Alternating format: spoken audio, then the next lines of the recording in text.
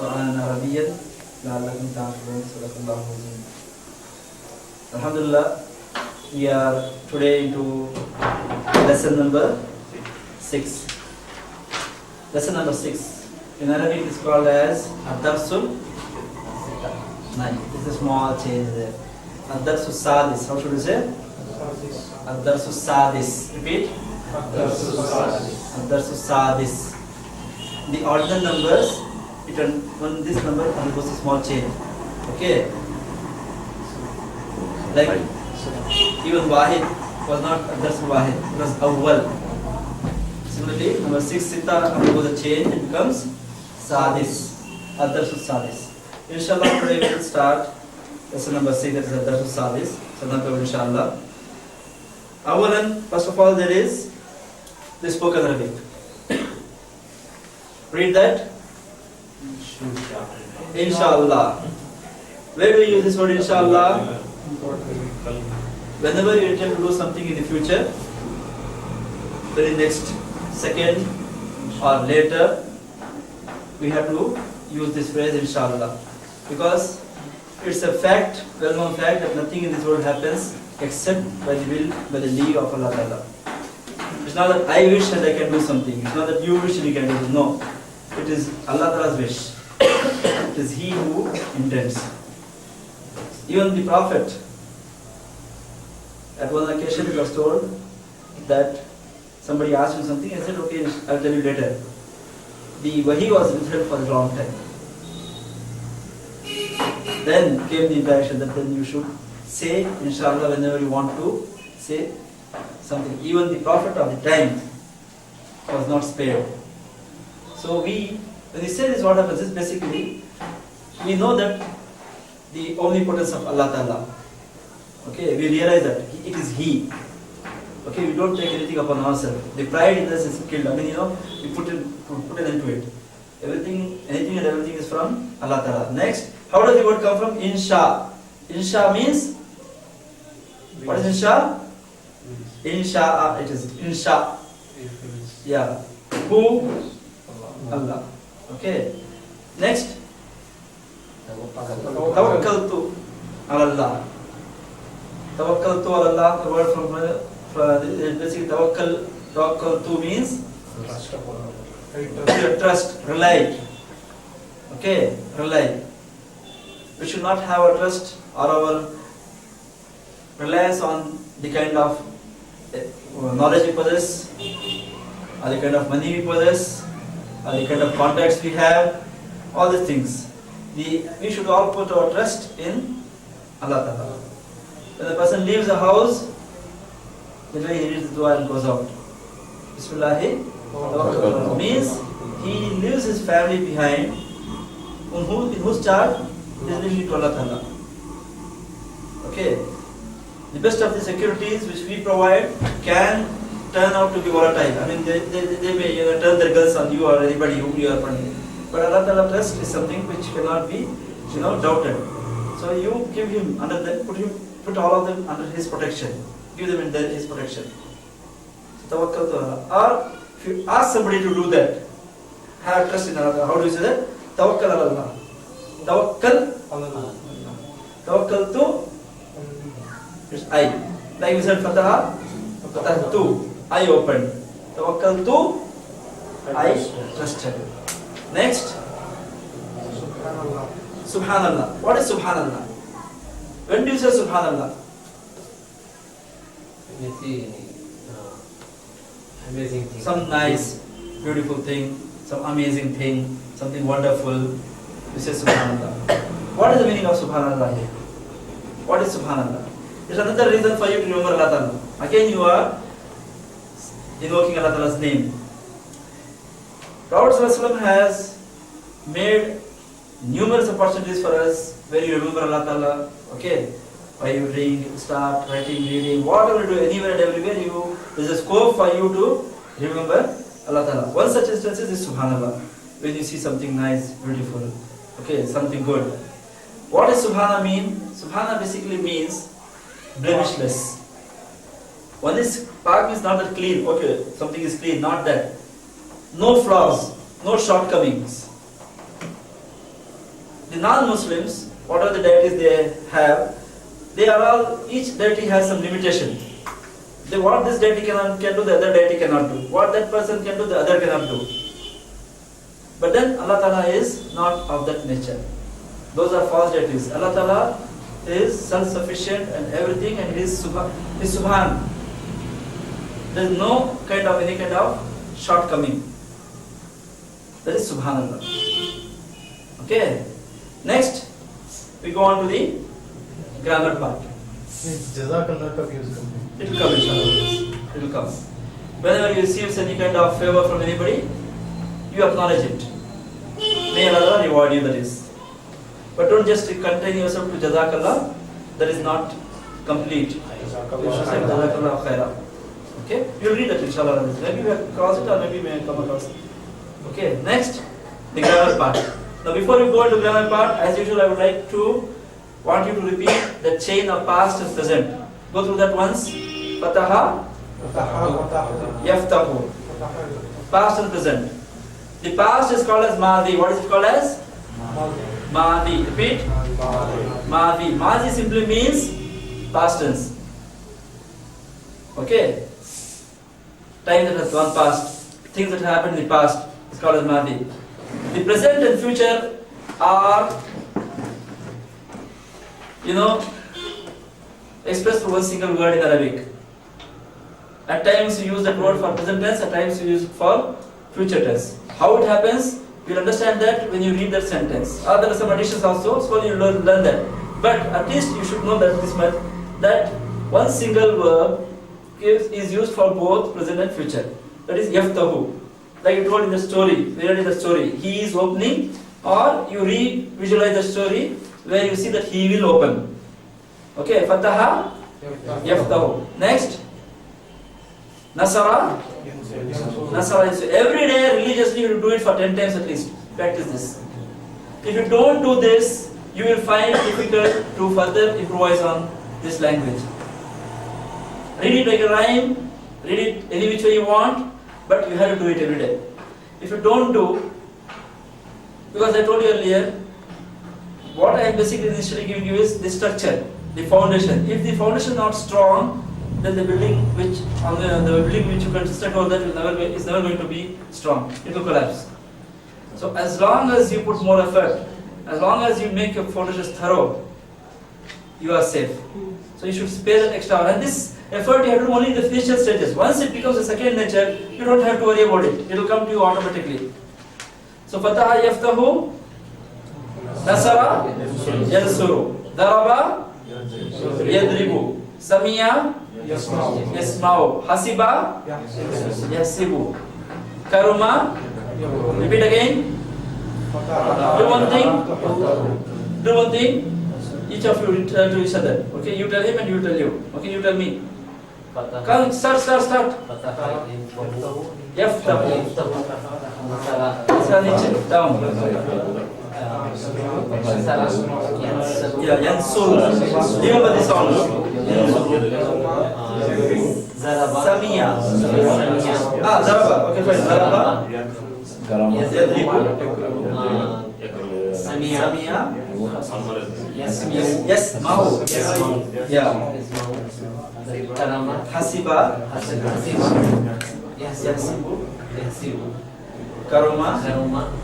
See, what is important is first you should get the story right. If you are not getting the story right, you will never progress. What are the 6 words in the story? Then? What is the meaning of Nasara? Then what happened? Oh, no, not helped. He helped. See, this is the basic problem. If you don't get that words indeed right from day one, it will be difficult. He. Yeah, that he is a common factor there. Come on, then. What happened? He hit. And then? He heard. Then he heard. You're not getting. You don't know. You're not thought of the story at all. Why is that I gave you that? Why did I put so much of this thing except and I shouted and read out the story for you 10 times at least? You have done that. If you don't do it on yourself from yourself or for once, there is no point in going ahead at all. He heard. It's a small story. What happened in Shola, everybody remembers. As though it's going to be in your graveyards. This is the problem of the community. not the community, entire mankind is the problem. We don't prioritize what is what. At least you should learn from these things. People make films. You take it for the advantage. From that film, you can learn so many things. The way you see movies, the way you remember stories, use that technology, use that technique, use that idea into your daily life. You're learning, understanding of Quran or what it is. Like you did there, 3 hours you spent there, you spend at least 3 minutes. So unless you don't retell the story for yourself, imagine this. I gave you those things: body language, visualization, what you say, what you show. All these 4 things.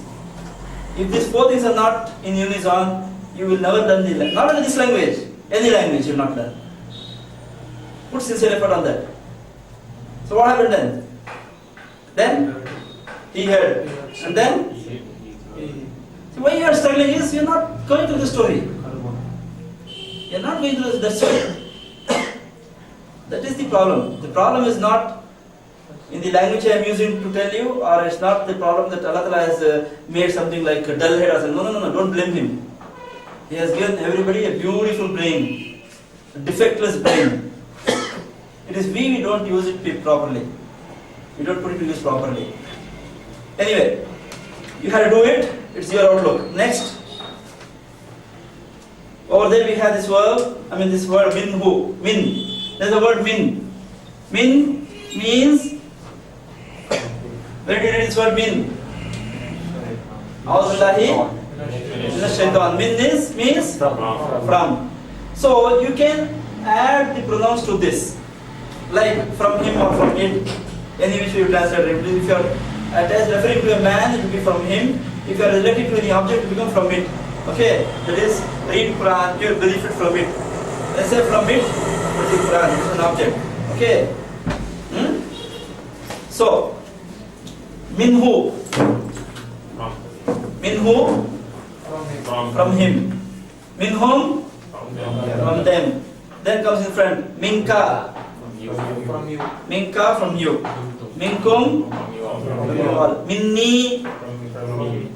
Minna from us. Then we have the feminine also. Minha from her or from it. Okay, and minhunna. Right? Read that again.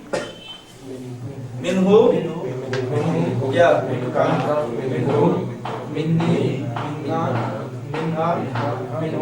Yeah. At this juncture, I would like to introduce you to what is called as the rules pertaining to the noon sakin or even the tanween. The tanween and noon sakin are governed by a particular rule. We should know that. Once you know that, your recitation will become more effective and more interesting. Just now you read these 6 combinations. That is minhu, minhu, minka, minkum, minni, minna. While reading it's okay, but when these words are arriving in the Quran, there is a particular way how you have to read this, how you have to utter this. You cannot read everywhere there is a nun sakin the way it is. Okay. For example, there is this first word, minhu. Then we have minhum. Then we have minka. Then minkum. You see, what is the makhraj of noon? What is the makhraj of noon? What do you understand by makhraj of noon? What is the makhraj of noon? Makhraj. Have you ever heard this word makhraj? Makhraj means the place of emergence or place of exit from where the sound exits. Noon. When you say noon, Tip of the tongue. what is happening? The tongue. Touching where? You cannot say noon with your lips. Try to say noon with your lips. It is the tip of the tongue. Touching where? Teeth. The gums, not the teeth. Not the teeth. Gums. Noon, the gums. Noon. Somewhere in the root of the upper teeth and the gums over there. Noon. Right? Now, if this is the makhraj of noon,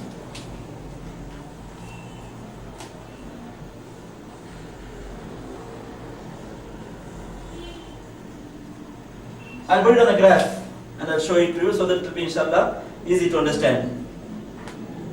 Many people make a mistake over here. They go wrong over here in the extension of this nun sakin. The movement of the tongue I'll use on the y-axis, that is the tongue will go there and come down immediately. Minhu in these two. Minhu and minhum.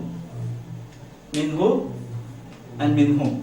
This is called as izhar. What is it called as? Izhar. What do you mean izhar? To express. Okay. It should be very clear. It should be very clear and there shouldn't be any kind of doubts at all from where it is emerging and all. You go to the makhraj, you express it. Right? The word zahar or the zuhar salah, it comes from this word. Izhar comes from that word. Why? Because in the afternoon, the sky is very clear. No, it's very evident. It's very clear. Like your back, even the zahar is also the back. Our back is also very open and clear and broad and wide. Okay? There is no reason, there is nothing like you'll be confused or something to locate your back. Here the noon is made of izhar. The rule over here is izhar. Means you are expressing it. It's very clear. It should be very clear. When person listens to your expression of whatever the word you are saying, then he should get an idea that the noon is being spelled here. It should not be hidden or merged with another letter or something like that. The idea the person should get it should be very clear. The noon should be clearly expressed. What do you mean? The makhraj, the tongue goes, touches the makhraj and immediately comes down. It will not stay there. For example, in minni and minna, you know what happens whenever you see the shadda? This is what is called the shadda in Arabic. The tajdeed. Okay, the doubling sound, the sign. Over there we read as minni, minna, like inna, inni. Okay, inna, anna. Over there what's happening now?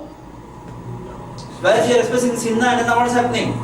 If I put this on the graph, now the tongue is going there, it's touching and it's spending some time over there. And then it's falling down. You know the difference between this and this now? Minhu, minhum. This one is minni, minna. Okay? But the beautiful thing is, and where people generally go wrong is in the second one, this part.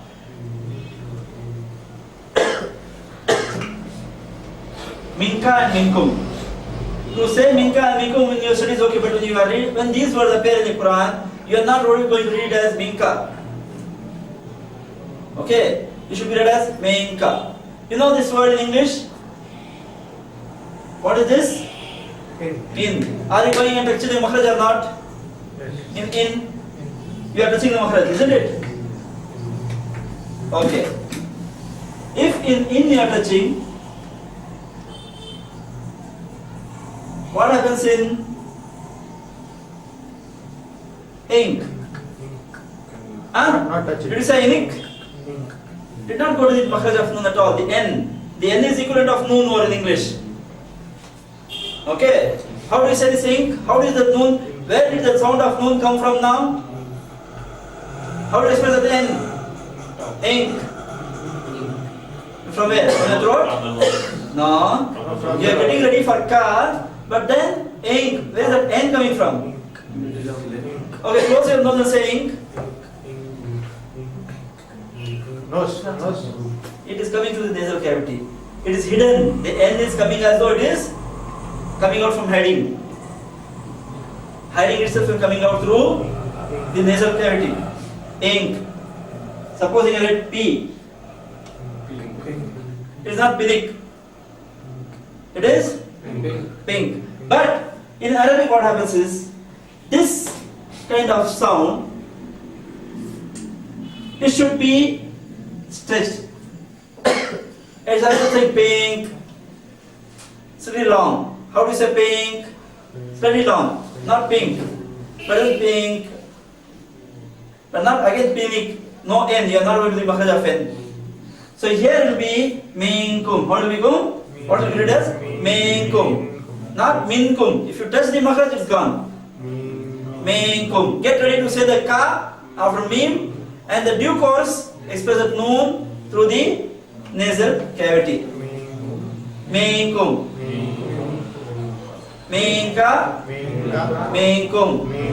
But when you're doing your regular studies, when you're learning, there you don't have to do. But this is a rule which has to be applied while you are reciting the Quran.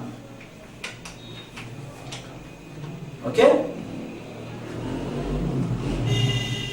This you do on both the things.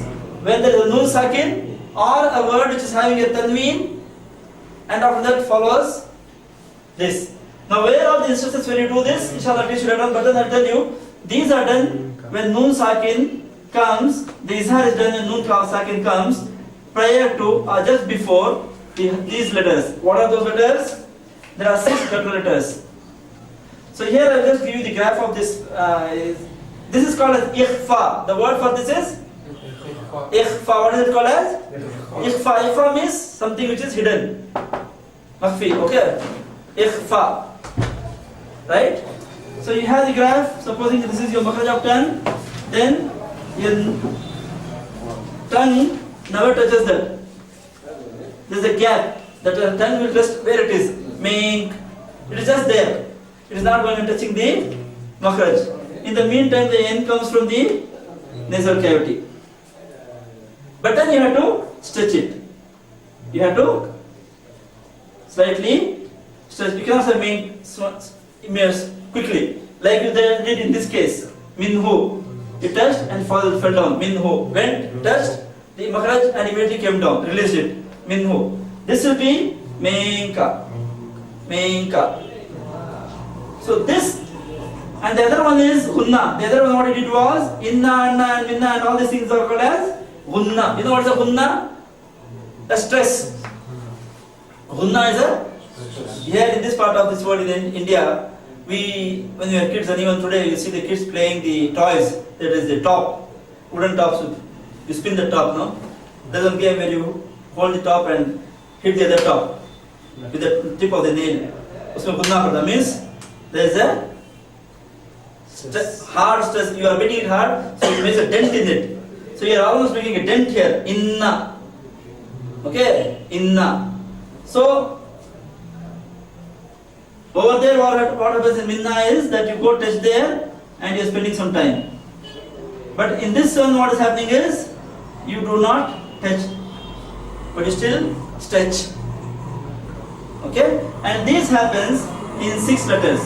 Whenever a nun sakin or tanween is followed by 6 letters, which 6 letters? This ha, hamza, ain, ha, ghain and kha.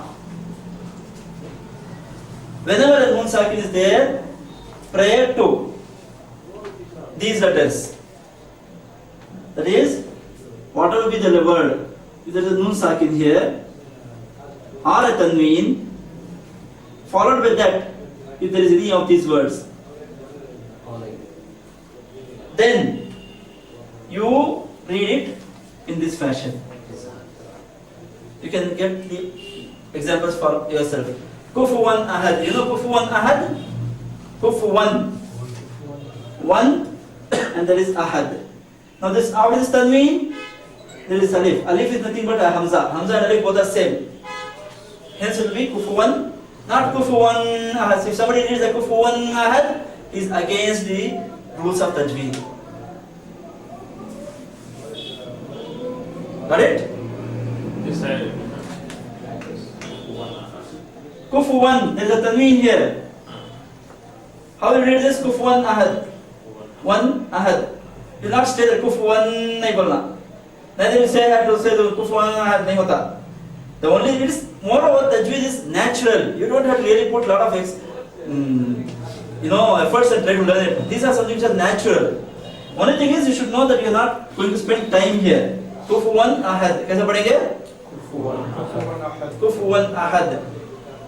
Why kufuwan? Why you are rapidly crossing through noon? I mean, we are not staying at noon because after tanween there is this alif. Like after tanween noon sakin there was ha. Okay. Ain. Hmm? Hmm. नून के बाद आएगा। Yeah, noon sakin ke baad. After noon sakin. Any example?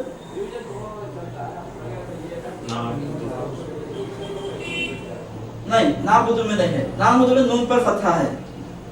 And talking of noon sakin. Inna anjol. नहीं है, कहाँ? Where is it? Inna? Inna में तो गुन्ना है। Inna, this is gunna. Inna, there are two nas. See, this is one in, this is part over, but then after there is nun, one more nun. This is written as this, inna. But here, min indillah. You not say min indillah. How do you read this? Min indillah. Min indillah. Now you see indillah, there is this rule which you later on. Indillah. Here it is ikhfa. Why? After nun sakin there is dal. This will again is it. Okay, but I am just telling you how your recitation should also follow the rules laid down by the people who have, or the salafs, the asbab. This is the way Jibril Amin read it out to Prophet ﷺ, and he read it to the Sahabas, and this tradition is on. Outside Arabic, if you are learning any textbook, anything here and there, these rules do not apply. But not even in Ahadith. Tajweed doesn't apply, the Qawaid doesn't apply even in Ahadith. But when it comes to Quran, the recitation of Quran, we have to follow this. Okay? Sami Allahu. So that you see some Mawlana saying Sami Allahu liman hamida. No, that's wrong. Why? After liman, li and man sakin, liman hamida. Nun sakin is there, and after immediately after nun sakin there is one of the six letters. So it has to be what? Liman hamida. Liman hamida nahi bolna. You should not say that. Don't say liman hamida. Liman hamida. You are just expressing the noon. Okay? Of course, this will be dealt in detail when you are doing the tajweed. I just wanted to give you as an example so that make you aware that these kind of things are there, and this actually increases our concentration while reading the Arabic thing in the Quran, from the Quran, or during Salah, or it is. You'll be more focused and you'll pay more attention over there. Next, we have fa'ala. Okay, as I told you, fa'ala is that verb which the grammarians have taken as a specimen also. Fa'ala means simply he did. The chain, you already know it out in the chain. You can see and read. He did is fa'ala. Point downwards, not straight down. Past tense. This is past tense. This is past. People in the grave are the past. He did. Fa'ala, fa'alu. Horizontal will go to cover everything now. All the 8. Fa'ala, fa'alu. Then anta. From the word anta, you take the ta and add it in the ending. Fa'alta, fa'altum. From antum, you add the tum. Fa'altu. If you say tu in Arabic, it is I in Urdu. Okay? Tu in Arabic, I in Urdu. Whereas tu in Urdu means you. Okay? Fa'altu, fa'alna. Then fa'alat, I told you. Aurat. Take the ta again, add there. Fa'alat, fa'alna. Read that quickly again. See that and read. See that and read. No hurry. I don't expect you to do wonders immediately. You see the text and read. But then all these 4 things: what you see, what you say, what you show, and what you imagine. Yeah.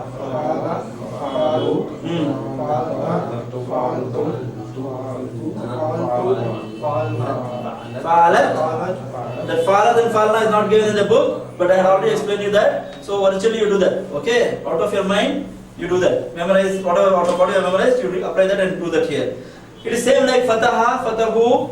On the same it will be fataha, fatahu, fatahta, fatahtum, fatahtu. This is a pattern. Fa'ala means he did, but actually what has happened is the grammarians have taken the same word and they have given a nomenclature to these 3 letters.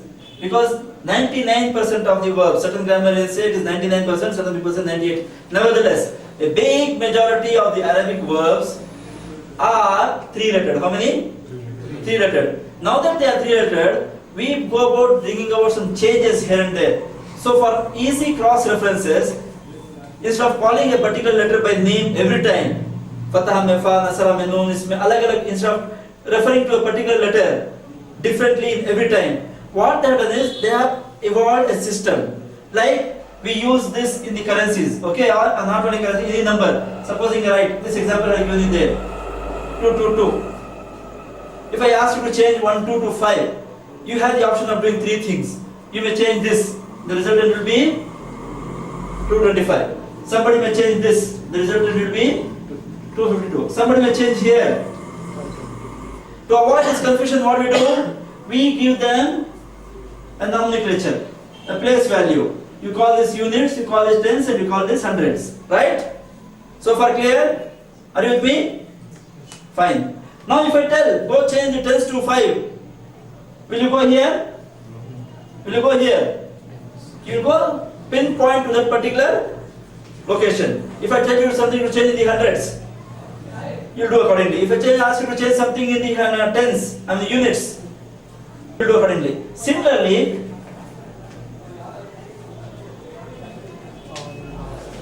Fa, Ain and Lam, three letters have been used to represent these three letters in a verb. For example, Fataha.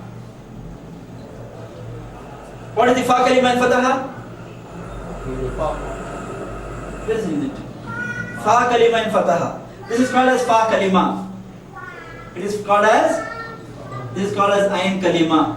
Don't worry about the name, but just location. Lam kalima. What is the Fa kalima in Fataha? Why are you drawing off units here? It's a place for. Forget this. We are not talking numbers now. Like the units U, tens T and 100 H, these three letters are given the nomenclature of Fa, Ain and Lam. Is it out? Clear? समझना क्या है इसमें? वो समझ गए नहीं? Unit is 100. Right? Unit 10 and 100. That is for numbers. Units as far. Forget units, boss. Like. Similar. The first digit is called what? Units. The second digit is called what? Tens. The third digit is called what? Similarly, here the first letter will be called Fa kalima. The second letter will be called. The third letter will be called. That's how it is called, and that's the way you find in all the Arabic grammar books. If you don't understand this, you will not be able to understand anything from those books. Okay? And incidentally, nobody has gone and explained in this way. Somehow I have put this thought in my mind and I am putting it across to you. This is the simplest form I could do. In fact, I went and first got it confirmed from a teacher from whom I learned. I told him, look, I want to use this example to convey this idea. He said, this is very good, use it. Beyond this, simpler, to make it simpler, only Allah, I should expect from something from Allah Ta'ala now. Okay? So, but in Nasara, if I say, what is the Fa kalima in Nasara now? No. Any doubt? What is the Lam kalima in Nasara?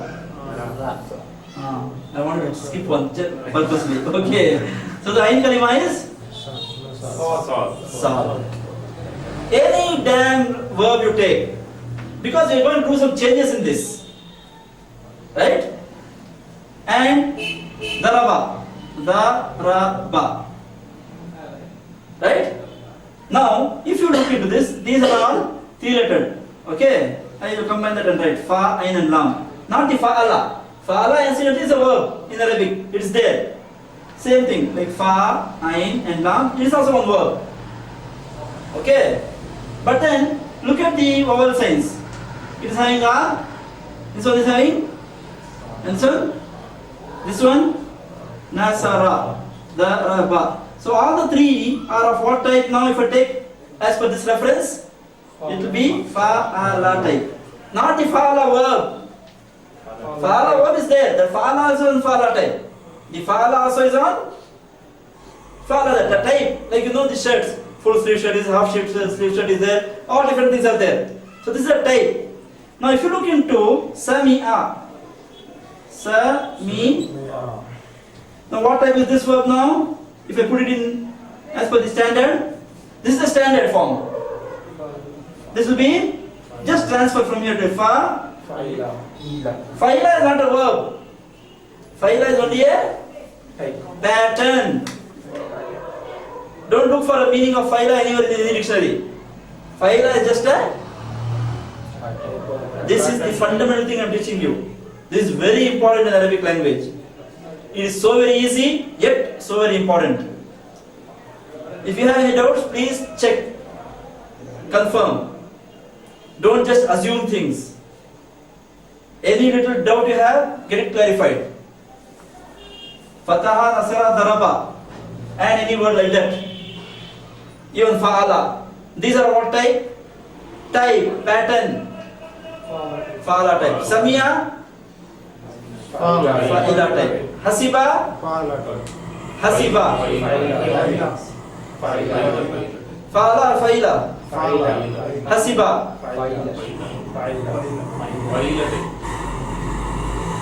What's the problem? I thought there is only three Three letters only. Yeah. Any pattern words are those pattern. Any three-letter word, but then we are looking at the pattern. Hasiba is there, no? What is the pattern? Ha-si-ba. Now if you translate this onto Fa'ala, what is the vowel sound you give here? Fa is having what?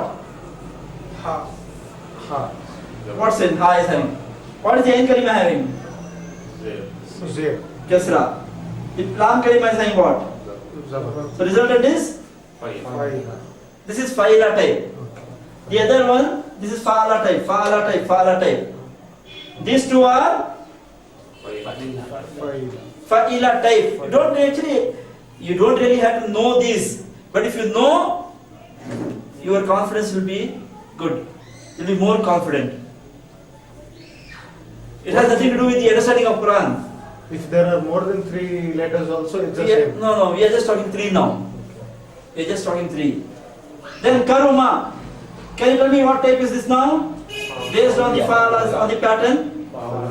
Fa, u, la. Got it? What is fa'ula? Karuma. First letter ka, that is a. Second letter u, ru, that is u. Third letter ma, that is a.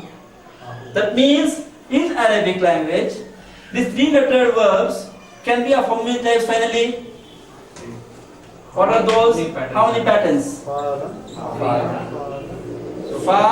a, la type. Like every time you type, remember one example, like Fataha. Fa'ala like Fataha, Nasara, Daraba, whatever it is. The other type is Fa'ilu nahi ho sakta. Fa'ila. Like Samiya, Hasiba. The third one is Fa'ula type. These are the only major types of verbs in Arabic. Okay? Only three patterns. Right? Next word. We have Suratul Kawthar. This surah was revealed. Sir, verb is a past, present and a future tense. Yeah. This is past.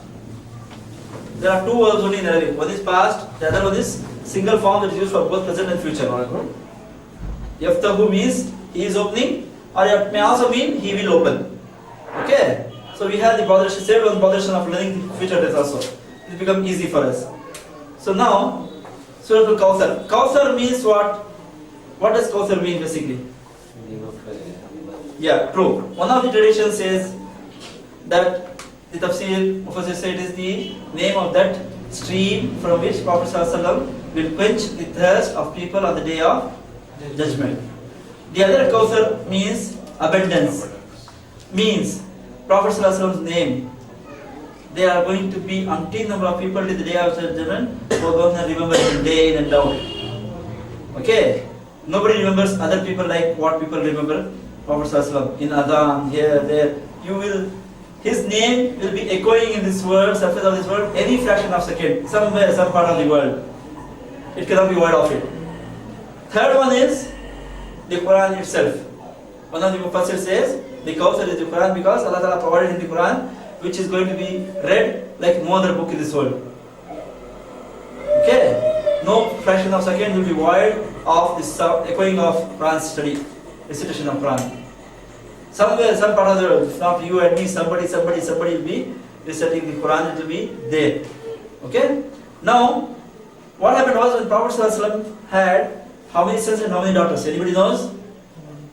Know this homework, yeah? One daughter. Four daughters. 1, 2 sons, 4 daughters. Do this homework and let me the correct number. One son. 2 of his sons died at a very young age, very small age. Okay?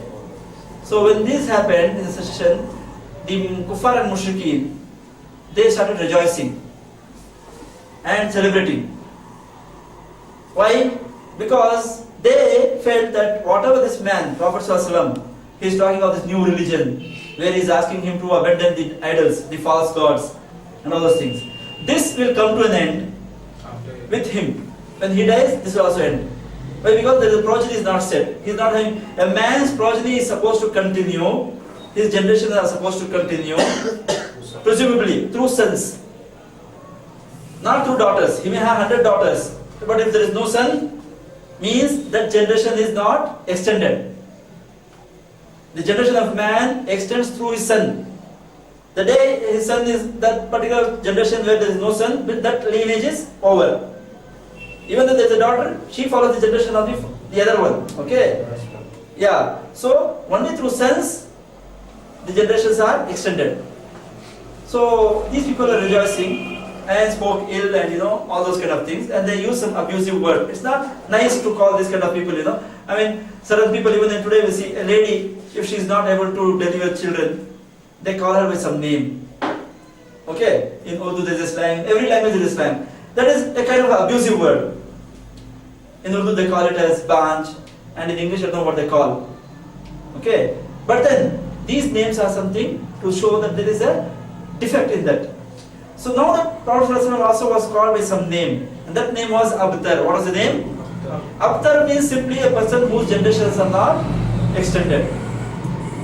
So when he was feeling bad, because he was a human being, although he was saddened for some time, but Allah Ta'ala would never tolerate Prophet ﷺ being saddened for any reason. Immediately he gave him this glad tidings, this big news, that it is not you who is going to be Abtar, but then it is your enemy. Those who are talking, and this happened. The enemy lost the children, that is, who was the enemy, major enemy? Prophet ﷺ, his own uncle.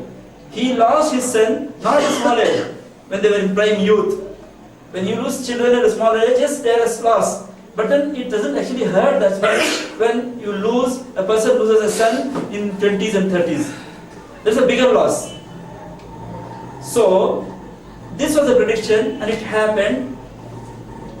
His uncle lost his 2 sons at a very prime age, and today you see, on the contrary, nobody will say that my lineage goes and connects to Abu Lahab, Abu Jahl. Nobody would like to say that. But somebody will be taking pride in themselves to say that, okay, my lineage goes and connects to Prophet ﷺ. There are certain families, there is the science families is there, wherein if you look into the shijra, that is the connectivity into their progeny, it goes and connects to Prophet ﷺ. They take pride in it. Okay? And even the names like the Abu Lahab, Abu Jahl, nobody likes to name the children also. It's over, it's become part of history. But his name, every child born, even in Arab today, if they want to call somebody whom they don't know, Ya Muhammad, they'll say, Ya Ahmad, Ya Muhammad. They simply call him by this word. Such a beautiful, nice word. That is abundance. So Allah Ta'ala gave him a glad tidings that it is not you, but actually your enemy is going to be of that nature. And that happened. So read the surah now. Now before reading that, close this book and read that surah. Listen to him. See how many mistakes. I mean, you will not do the mistakes, but I'll tell you how later on. If at all they're there, if they are there, yeah.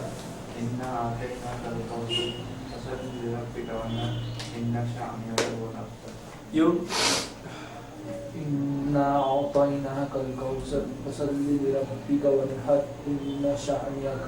Difference you saw in his recitation and your recitation. It was only one surah, and people are reciting it differently. And you read.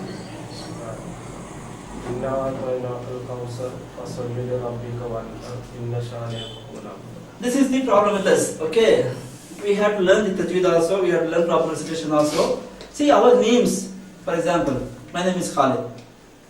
Somebody calls me Khalid. Can I like it? Do you like it? Khalid, you don't like. Now this is just an ordinary man's name. This is Allah Ta'ala's kalam.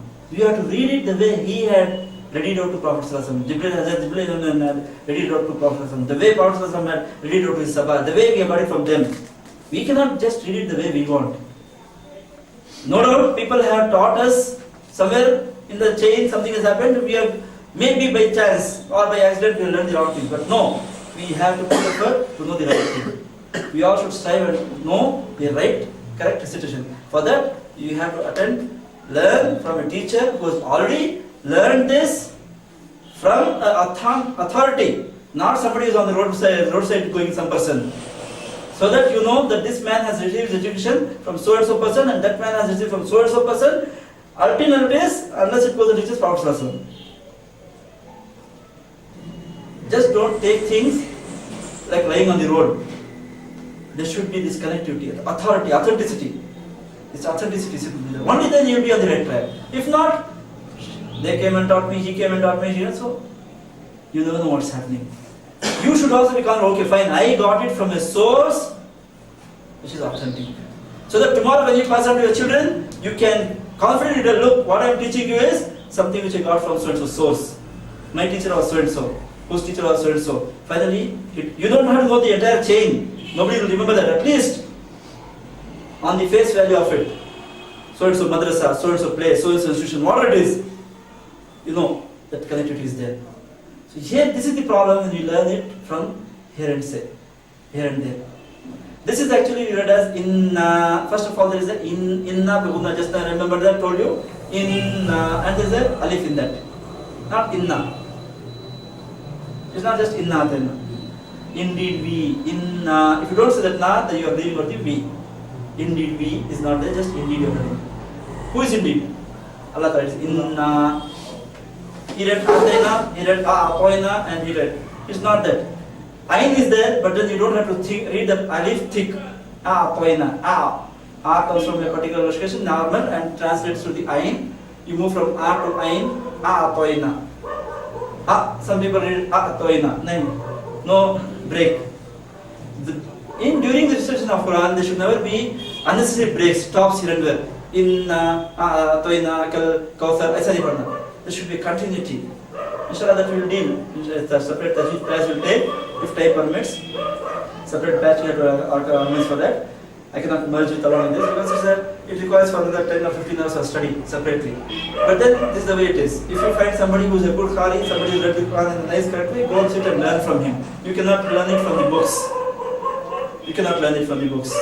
Books are written only as a reference.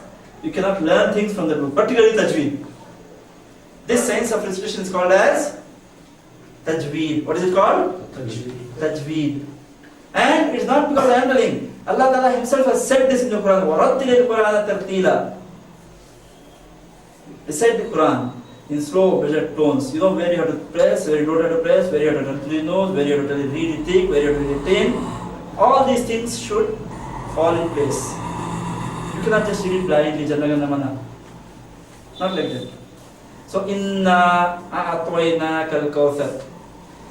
Atainaka al-kawthar. People read Atainaka al-kawthar. Don't read it as kal-kawthar. Don't break there. Many people make this mistake. Inna a'atainaka al-kawthar. Atainaka ke baad there is no pause. Atainaka, that is al-kawthar. So it becomes continuous. Atainaka al-kawthar. Ataina.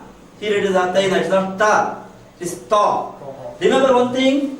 Wherever you see this shape in Arabic, in any letter, this has to be read thick. What do you mean thick reading and thick and thin pronunciation? Simple.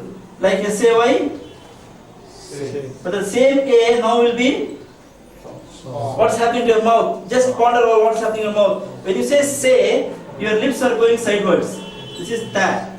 This is that. That's why the shape is like that. ta.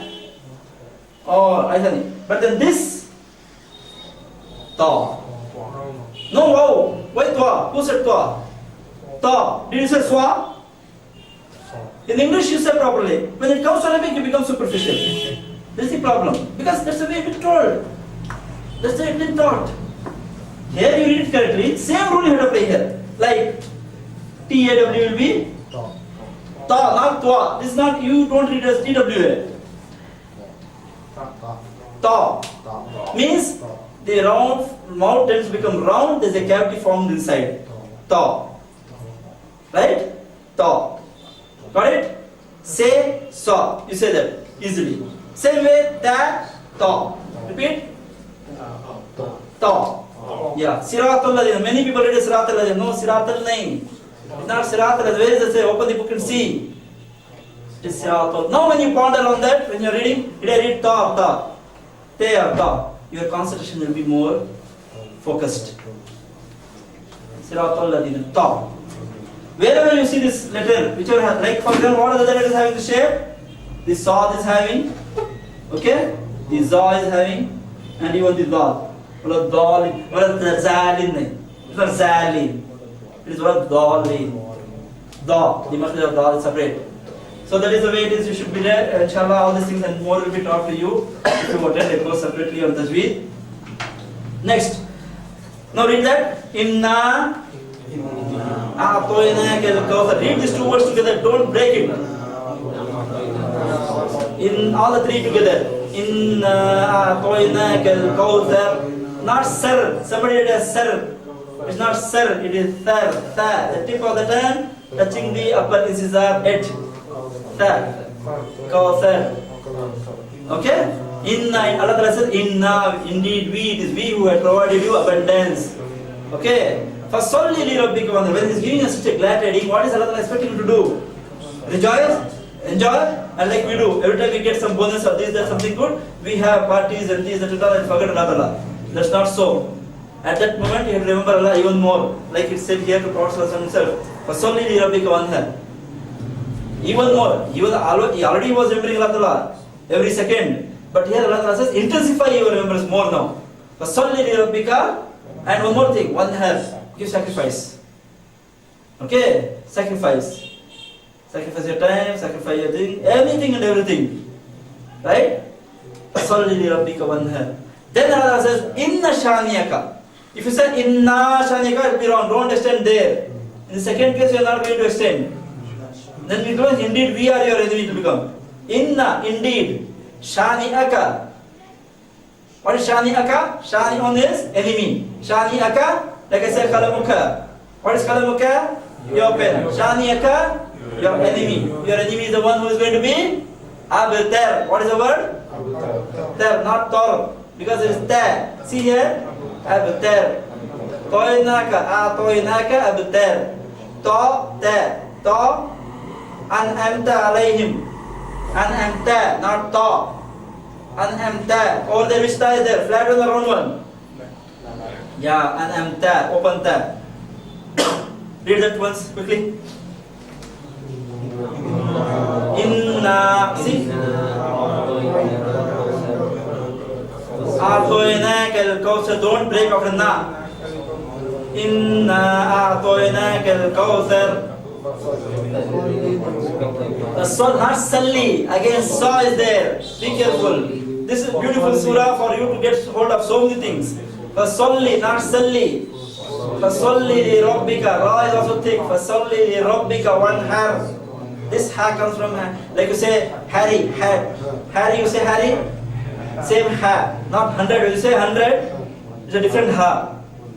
Head. When you say head, it's a different ha. But this is Harry, ha. Fasalli li rabbika wanhar. Inna shani'aka wal abtar. Go to the next lesson.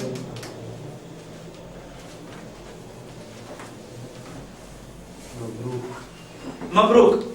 When you are wishing somebody, giving a compliment. Okay, somebody bought a car, or somebody had a child, or this, or somebody got married, you say Mabruk. Barakat. That means let there be barakat in it. There should be barakah in what you have got. Barakah is something which cannot be explained. It's a feeling which we know. It's a special thing from Allah Ta'ala. Okay? Next. Barakallah. You can also say Barakallah. Barakallah fiqh. May Allah Ta'ala give barakah in that for you. Okay? Next. Fika. Yeah, fiqh is that, in whatever you have got. For in the child or the job or in the car or whatever it is. May Allah Ta'ala give you barakah in it. Yeah. Adhakallahu sinnak. Whenever people see, a person sees another person laughing, there is a tendency that this fellow may feel envious. This fellow, how come he's so well dressed today, laughing, happy and all? He feels envious. So envy is something very damaging. How it damages, we don't know, but it happens. It's there in the Quran. And Allah himself asked Prophet to protect himself against envious envy. So we also are supposed to be, fearful of that. So when you see somebody laughing, Islam teaches us not to be envious, but to pray further for him. Because when you pray for him, you also turn to get the same kind of thing from Allah Ta'ala. Adhakallahu sinnak means may Allah Ta'ala keep your teeth laughing. Sinnak also means the ear long, whole, okay, sin. Okay, both the meanings are there. Adhakallahu sinnak. May Allah Ta'ala, that is, we want him to be happy forever. You are not going to be envious, jealous of that. This is what Islam teaches. Adhakallahu, repeat. God is there. Adhakallahu sinnak. Sin also means teeth. Sin also means age, year. Okay? Dog. Yeah, the lateral side of the tongue, this part of the tongue, not this is the tip which I use in Ram, Ra and all. Okay? Noon and Ram and Ra and all. But this is here. When you are trying to bite your teeth, bite it from either side, one side or this side. But don't bite now, just touch up. Da. Don't say the Z sound. Da. From Z should come from here. Yeah. Da. That's it. Da. Yes. Adhakallahu sinnak. Okay? Next. There is a simple thing in grammar. Like read minhu, there is ain. Anhu, anhum. Anka, ankum. Anyana. An means two meanings are there for an. One is about. An. The other one is by. In the hadith there is a an Jabir radhiyallahu anhu or an Abu Hurairah radhiyallahu anhu means so and so, it is narrated by so and so. Okay? Radhiyallahu anhum. May Allah Ta'ala be pleased with him. Okay? This is another meaning. Anhu, anhum, anka, anku we use. But it simply means, only one of the meaning you can take now. Anhu, with him. Anhu, say put in the chain. Anhu, anhum, anka, ankum, anni, anni. Anna, then Anha, Anhunna. These two things I already taught. Then we have the present tense. This we will learn in the next class. Already we know Yafataha, Yaftahu. The Yaftahu, like we take combinations for the past tense, similarly present tense also we have. That is, he is opening, they are opening, you are opening, you are opening, I am opening and we are opening, she is opening and they are opening. Or in this case, he is doing, they are doing, you are doing, you all are doing, I am doing and we are doing, she is doing and they are doing. But then the action will be upwards. And the change, all that will change. You just go through that, come prepared tomorrow, we will do this, okay? But then go to the surah. This should not be read Anka. Anka, when in Quran it will be Anka, not Anka. Anka, like Minhu, same, Anka. Minka, similarly Anka. Minka, so Anka, same. Because of Nun Sakin, the same Ka is there. So it should be read Minka. like Yeah. that. Anka, yes. True, correct. But then, in reading of text, you can read it Anka, short. But in Quran, you should stretch. Okay? Next, here there is a surah. You know, right from the day Prophet ﷺ started preaching Quran, Islam, the kuffar and mushrikeen are always behind him. They went extremes to see to it that he would not preach. They caused him injury, they abused him, they called him names, they called him all sort of things they did. Yet Prophet ﷺ did not keep away from the dawah. Right? So much so they would lead, ask the boys in the streets to stone him and all those things. No prophet, it is told in the history that none of the prophet was tortured, abused as much as Prophet ﷺ was. Okay, he was put to the harshest of the treatments. But yet he did not stop from preaching. What these people did was they negotiated with him once. They said, okay, you want to become the leader of the clan, we'll give the topmost post. But you stop preaching. He just denied it. Then they offered him, you want wealth? To tell us. Huge amounts will give you. But in return, you should not practice Islam. The third thing they offered was, okay, you want to marry some girl, you tell us the most beautiful girl which you want, from whichever it is, you will give in marriage. But in return, you should not preach. All this stuff, Prophet simply did not say, he just kept quiet on it. He did not. Then there was this one man who was very good in negotiating, in arguments and all those things. So they called him and said, look, you do one thing, go and have an argument with this man, that is Muhammad Sallallahu Alaihi Wasallam, and defeat him in the argument. Pick up a point and defeat him in the argument. At least when he is defeated, based on this we can challenge him that you are not a prophet or what it is. At least at one point they want to see that he is defeated somehow, somewhere. But they all did that, they sent him to his house and they stood at a distance and they were watching. After some time this man came out. When he came out, these people said, Prophets, that is Muhammad's magic has worked on him also. That is, he to accept Islam and came out. So, at this point, finally they said, they went into one more kind of dialogue with him and said, let us do one thing, let us put an end to all these things. Part of the year we will pray. Kafir means those people who deny us. Okay? La abudu ma ta'budun. I shall not worship whom you are worshipping. Wala antum abiduna ma'abud. You will not be the worshippers. You are not going to be the worshippers of whom I worship. Wala antum abidun. Wala ana abidu ma'abudum. And I am not a worshipper of whom you worship. And the second verse is again repeated. Wala antum abiduna ma'abud.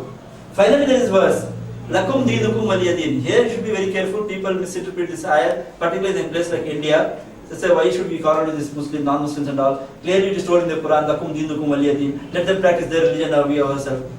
Prophet ﷺ did not certify by saying so. If he had said so, means he certifying that the yours is our religion, you follow your religion, and my religion I will follow. No.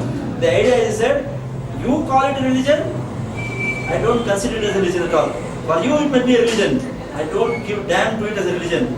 Actually, you should follow the religion which I have got. That is religion to me, which Prophet Allah has given to me the religion. This is the religion which I am following, and you are also going to follow. You have to follow. But the religion which you are calling, I don't consider it as a religion at all. It is a religion for you. You are calling it as a religion. I don't consider it as a religion at all.